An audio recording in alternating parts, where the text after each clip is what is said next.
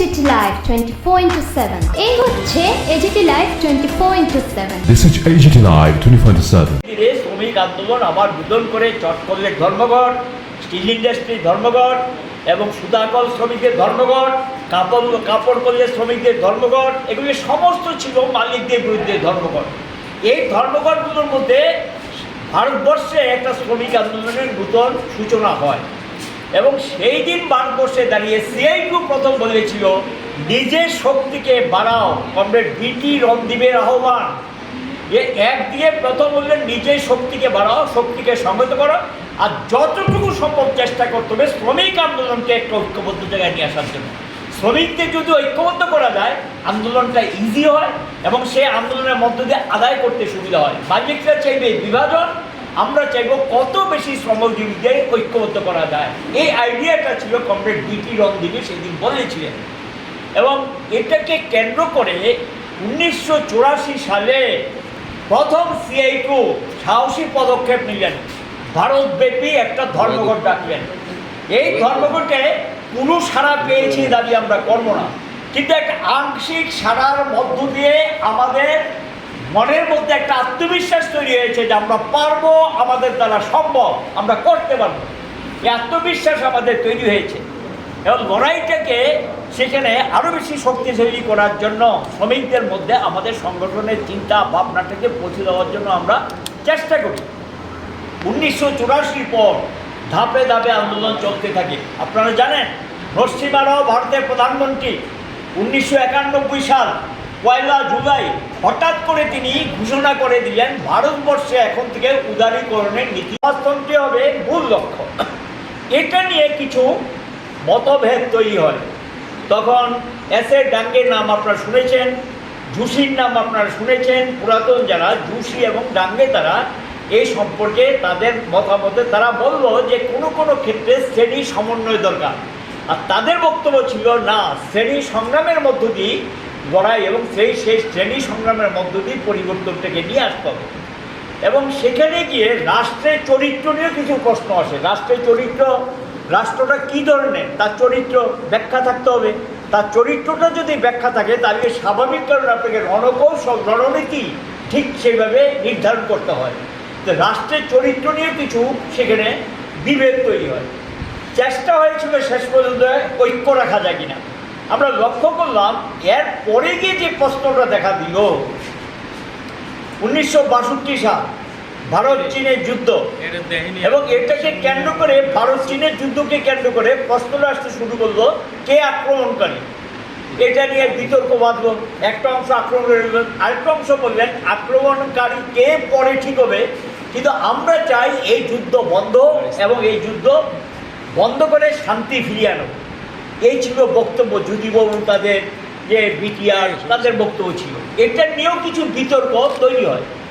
দেখা গেল যারা এই বক্তব্য বিরোধিতা করলেন তারা হইলেন ভালো, তাদেরকে গ্রেপ্তার করা হলো না।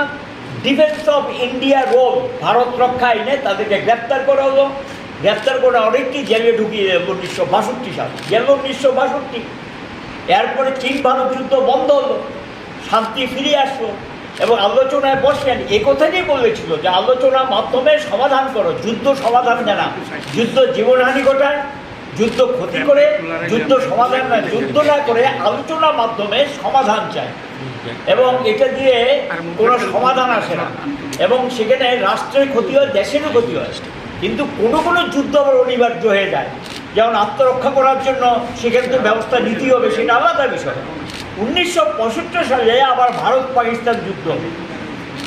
সেই যুদ্ধের সময় একটা অংশকে বলতে শুরু করলেন তারা নাকি পাকিস্তানের দালাল। এই কথাবার্তা বললে একটা নেতৃত্বর একটা বললেন ত্রিপুরার জন্য যারা নেতৃত্ব ছিলেন 1962, 1965 কমিউনিস্ট পার্টি যারা তৎকালীন নেতৃত্ব ছিলেন তাদের জেলে যেতে হয়েছে, তাদেরকে গ্রেপ্তার করা হয়েছে, তাদেরকে রাজ্য রাখা হয়নি, ভারতবর্ষে অন্য জেলে তাদেরকে স্থানান্তরিত হয়েছে। গেল 1965। 1966 সালের নির্বাচনের মধ্য দিয়ে সাধারণ যে নির্বাচন, কিছু রাজ্যে অকংগ্রেসি সরকার তৈরি হয়। পশ্চিমবাংলা, উড়িষ্যা, এই ধরনের ভারতবর্ষের বেশ কয়েকটা রাজ্যে অকংগ্রেসি সরকার তৈরি হয়। এটার মধ্য দিয়ে আন্দোলনের একটা নতুন বিকাশ, একটা নতুন সম্ভাবনা মানুষের মধ্যে তৈরি হয় 1967 সালে। এটা তৈরি হওয়ার পর তখন কমিউনিস্ট পার্টির মধ্যেও দেখা গেল নানা প্রশ্নে কিছু বিতর্ক আসে এবং শ্রেণী সমঝোতার পথকে একটা অংশ গ্রহণ করে আরেকটা অংশ সেখানে শ্রেণী সংগ্রামে তারা তাদের চিন্তা ভাবনাকে নিশ্চিত করার চেষ্টা করে। এই নিয়ে কিছু বিতর্ক তৈরি হয়। এই বিতর্ক চলতে থাকে। আপনারা জানেন একটা সময়ে এই বিতর্ককে কেন্দ্র করেই 1964 সালে সিপিআই ভেঙে সিপিআইএম তৈরি হয়, ভারতের কমিউনিস্ট অফ ইন্ডিয়া মার্কসিস্ট তৈরি হয়। তারপরেও চেষ্টা হয়েছিল যে দুটাকে ঐক্যবদ্ধ রাখা, শ্রমিক আন্দোলনে যাতে বিভাজন তৈরি না হয় ঐক্যবদ্ধ রাখার জন্য। যখন দেখা গেল যে না, কোনো অবস্থাতেই তারা আপোষ পন্থায় বিশ্বাস করে, এতে করে শ্রমিক স্বার্থ রক্ষিত হবে না এবং শ্রমিক আন্দোলনকে উজ্জীবিত করা যাবে না, শ্রমিকদের মধ্যে সংগঠনে ব্যক্তি ঘটানো যাবে না, এই বক্তব্যকে কেন্দ্র করে একটা অংশ তার বিরোধিতা করে। শুনছিলেন গোয়াতে একটা প্রথম কনভেনশন হয়। কনভেনশন থেকে তখন গিয়ে অল ইন্ডিয়া লিডারশিপের একটা অংশ বসে আলোচনা করে সর্বভারতীয় ক্ষেত্রে একটা সম্মেলন আহ্বান করা হয়। সেই সম্মেলনটার লোকে উল্লেখযোগ্য একটা সম্মেলন, যেটা কলকাতার রঞ্জি স্টেডিয়ামে এই সম্মেলন হয়। আমার জীবনে সৌভাগ্য হয়েছিল এই 1970 সালে এই সম্মেলনে উপস্থিত থাকার। বয়স খুবই কম, সম্ভবত 18 কি 19 হবে বোধ, সম্ভবত বয়স 19 বোধ হবে বয়সটা মনে হয়। এই 1.5 হবে বা 20 হতে পারে, এটা আমি এত হিসাব করিনি। এবং সেখানে ত্রিপুরা থেকে যারা প্রতিনিধিত্ব করতে গেলেন, নিপেন চক্রবর্তী, বীরেন দত্ত, বৈদ্যনাথ মজুমদার, শক্তিপ্রসন্ন ভট্টাচার্য, সুদর্শন দাস, পীযূষ নাগর ছিল কিনা আমার ঠিক মনে পড়ছে না, এরকম যারা, এবং চিত্তচন্দ্র, আমি সবাই নাম মনে নেই, 20 জনের মতো আমরা ডেলিগেশন সেদিন গিয়েছিলাম কলকাতায়। এবং সে কি বিশাল ব্যাপার, গোটা ভারতবর্ষে শ্রমিক সংগঠনের যারা নেতৃত্ব ভেঙে পড়েছে, জায়গা দেওয়া স্থান নেই। 27 তারিখ থেকে শুরু হলো সম্মেলন, মে মাসে 27, 1970, 28, 29 আলোচনা হলো, ব্যাপকভাবে আলোচনা হয়েছে কী করণীয়। তখন গিয়ে সর্বসম্মতিক্রমে সিদ্ধান্ত গ্রহণ করা হয়, কোনো পথ নেই, কোনো বিকল্প নেই, কাজে আমাদের এখন কি করতে হবে, আমাদের করতে হবে এখন আলাদা সংগঠন। সেই সংগঠনটা আত্মপ্রকাশ করে 30 তারিখে গিয়ে সর্বসম্মতিক্রমে সিদ্ধান্ত গ্রহণ করা হয়।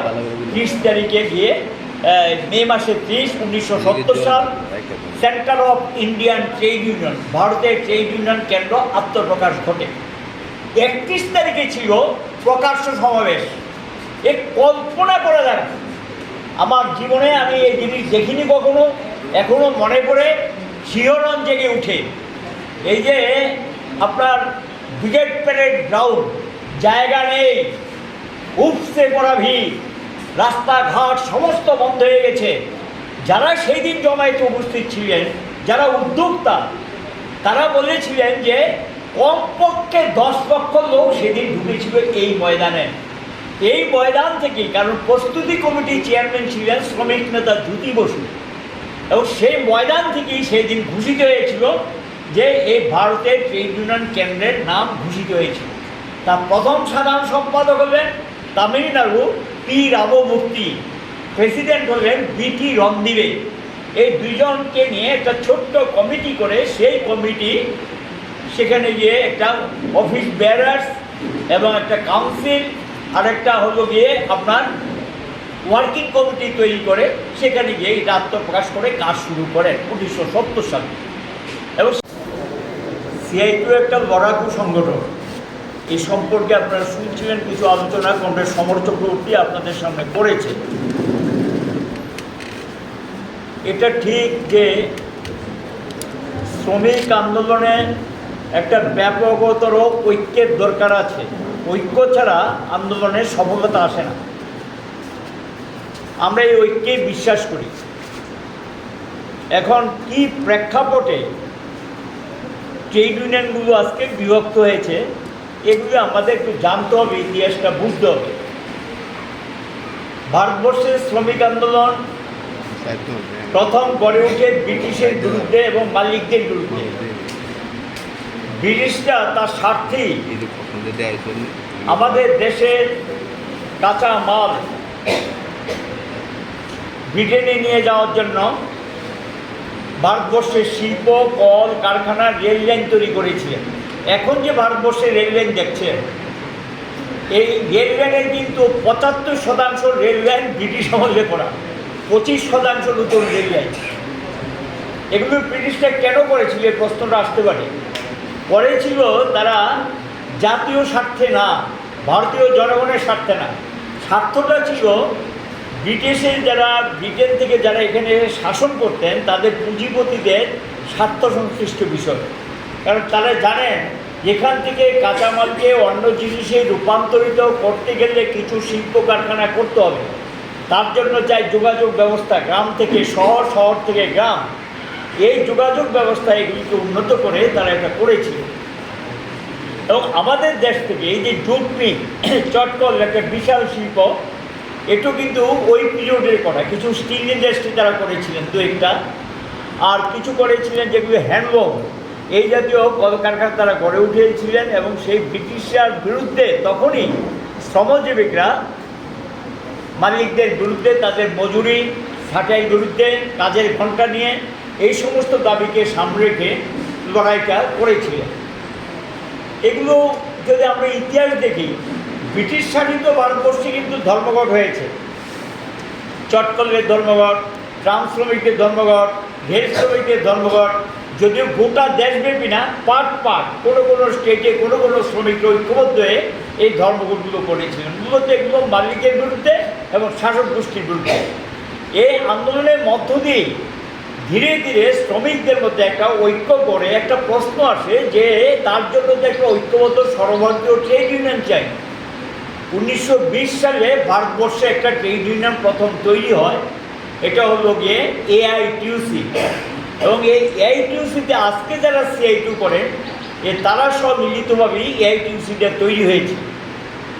AITUC ভারতবর্ষে প্রথম ট্রেড ইউনিয়ন হিসেবে আত্মপ্রকাশ করার পর শ্রমিক আন্দোলন বিকশিত হয় এবং শ্রমিক আন্দোলনের নতুন রূপ পায়।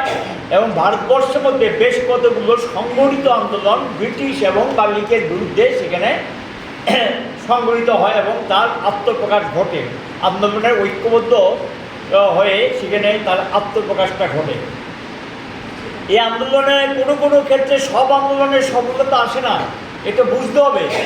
কিন্তু একদিকে তার সফলতা আসে, আন্দোলন অভিজ্ঞতা দেয়, আন্দোলন শিক্ষা দেয়, আন্দোলন শত্রু মিত্রকে চিনতে সাহায্য করে।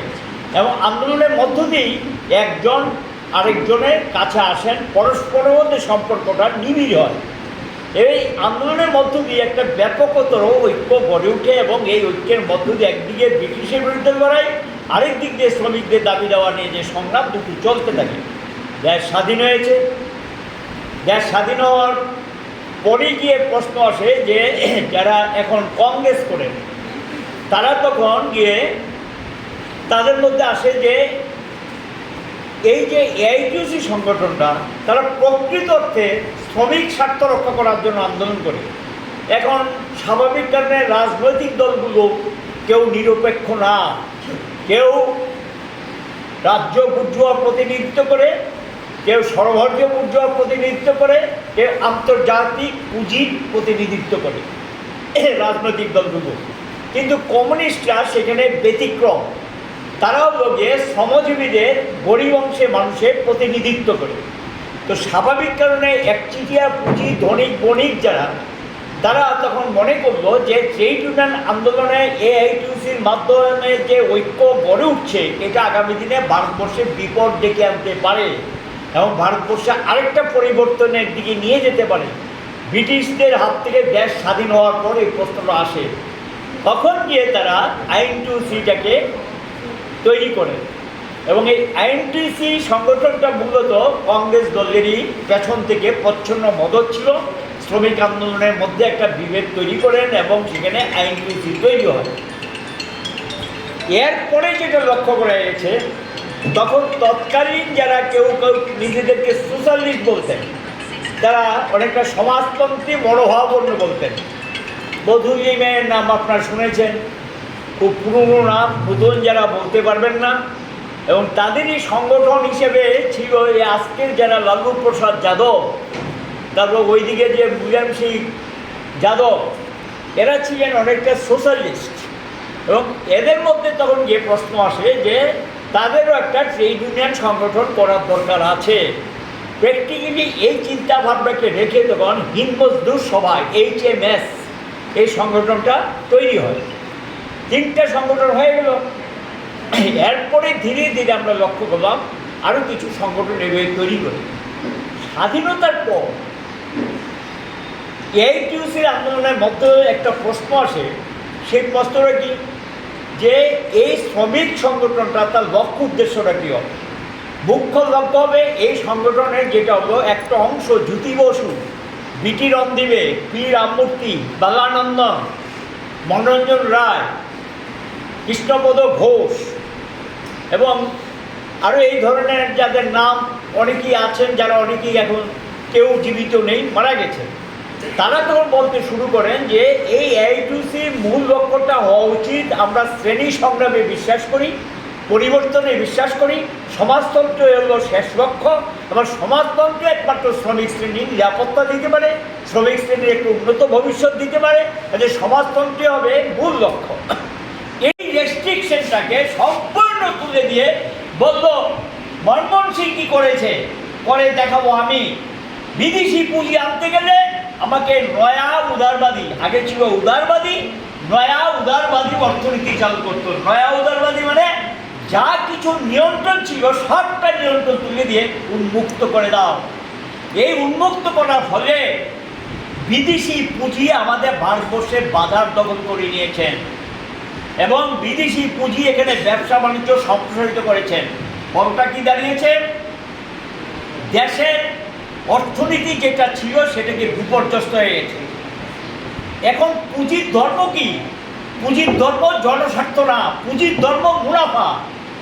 যেই পুঁজির ধর্ম জনস্বার্থ না, যেই পুঁজির ধর্ম মুনাফা, মুনাফা এমন জায়গায় নিয়ে যায়, মুনাফা মুনাফা মুনাফা মুনাফা ছাড়া কিচ্ছু বুঝে না, তখন তার জনদরদি থাকে না, মানুষের প্রতি কোনো দায়বদ্ধতা থাকে না, তাকে উন্মাদ তৈরি করে দেয়। আমার ভারতবর্ষে আজকে আমরা লক্ষ্য করেছি এই নরেন্দ্র মোদী সরকার ক্ষমতা আসার পর এই নয়া উদারবাদী অর্থনীতি ভারতীয় পুঁজিকে উন্মাদ তৈরি করে দিয়েছে, উন্মত্ত করে দিয়েছে। এবং এই উন্মাদের দলের হাতে আজকে অবস্থাটা কি? এই সমস্ত যারা পুঁজির উন্মাদনা তৈরি করেছেন তাদের জন্য আজকে আদানি আম্বানির মতো লোকরা দেশটাকে গ্রাস করে নিয়েছেন। তারা রাজনীতিতে হস্তক্ষেপ করেছেন, তারা রাষ্ট্রনীতিতে হস্তক্ষেপ করছেন, তারা অর্থনীতিতে হস্তক্ষেপ করছেন, তারা সরকার নিয়ন্ত্রণ করছেন। কে আসবে, কে বসবে, কে যাবে, সবটা নিয়ন্ত্রণ চলে গেল কিছু পুঁজিপতির হাতে, দেশীয় জনগণের হাতে। তার যে নিয়ন্ত্রণ ক্ষমতা এটা রইল না, এবং কার হাতে রইল? সবটা ওই পুঁজিপতির হাতে চলে গেছে। এরা সবটাকে এখানে নিয়ন্ত্রণ করতে শুরু করলেন। ফলশ্রুতিতে আজকে কি? শিল্প, আমার দেশের শিল্প চটকল স্তব্ধ হয়ে গেছে। অল্প কয়েকটা চালু আছে, লক্ষ লক্ষ শ্রমজীবী পরিবার অনাহারে মারা গেছে, বিনা চিকিৎসায় মারা গেছে, প্রাপ্য অর্থ পায়নি। স্টিল ইন্ডাস্ট্রি, আমাদের দেশে স্টিল ইন্ডাস্ট্রি যেগুলো হেভি ইন্ডাস্ট্রি, কে করেছে? বিদেশি পুঁজি কোনো কারখানা করেনি। পরে 2-4টা করলে করতে পারে। মূলত আমাদের দেশের স্টিল ইন্ডাস্ট্রি ক্ষেত্রে ভূমিকা ছিল তৎকালীন কমিউনিস্ট শাসিত সোভিয়েত ইউনিয়ন। তারা টাকা দিয়েছিলেন, নেহেরু প্রস্তাব করেছিল আমার দেশে প্রচুর কাঁচামাল আছে কিন্তু আমার টাকা নেই, আমাকে সাহায্য করুন। নিঃশর্তে টাকা দিয়েছিল তৎকালীন কমিউনিস্ট শাসিত সোভিয়েত ইউনিয়ন। আমাদের দেশে দুর্গাপুর, ভিলাই, এই যে বড় যে ইন্ডাস্ট্রিগুলো গড়ে উঠেছে তার পেছনে সবচেয়ে অবদান ছিল সোভিয়েত ইউনিয়ন। এদের অর্থে এই সমস্ত ইন্ডাস্ট্রিগুলো গড়ে উঠেছে। আজকে সেই শিল্প মালিকানা কার হাতে? মালিকানা একটা ভালো অংশ চলে গেছে বেসরকারি শেয়ার বিক্রি করে দিয়েছে, বেসরকারিকরণের দিকে চলে গেছে। আমরা লক্ষ্য করলাম সেখানে এই ইঞ্জিনিয়ারিং শিল্পের মধ্যে যেগুলো ছিল, ধরুন গাড়ি তৈরি কারখানা থেকে শুরু করে এগুলো ছিল আগে সেন্ট্রালাইজ।